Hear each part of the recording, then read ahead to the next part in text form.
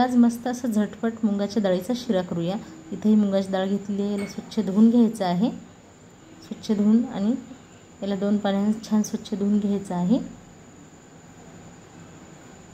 आता पूर्ण पाणी काढून घेते आणि ही डाळ एका सुती कापडावर थोडा वेळ सुकू देते। याला कोरडी करून घ्यायची आपल्याला, नाही सुकू दिली तरी चालते, थोडी डाळ अशी कोरडी करून घ्यायची।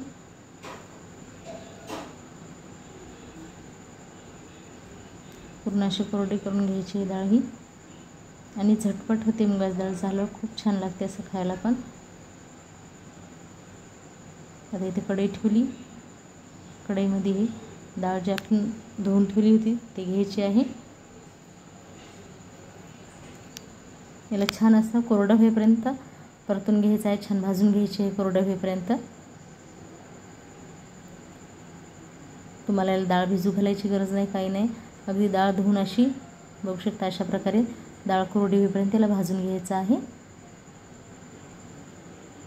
आता छान अशी डाळ कोरडी झालेली आहे ही, थोडा वेळ थंड होऊ द्यायची आणि मिक्सरच्या भांड्यामध्ये याला छान असं वाटून घ्यायचं बारीक करून। अशा प्रकारे जास्त पण बारीक नाही, जास्त पण ठोकर नाही, मिडियम ठेवायचं आहे।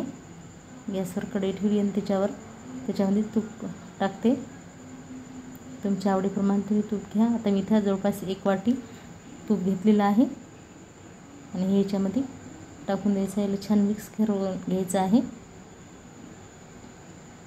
छान भाजून घ्यायचं आहे। हे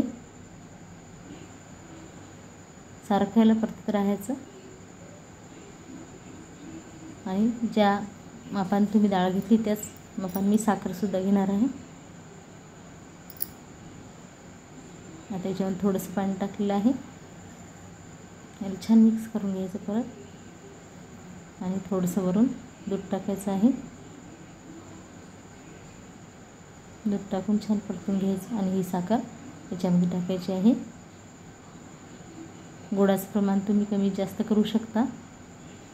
व्यवस्थित मिक्स करून घ्यायचं आहे आणि थोडीशी विलायची टाकायची, याच्यामध्ये थोडी ड्रायफ्रूट टाकायची।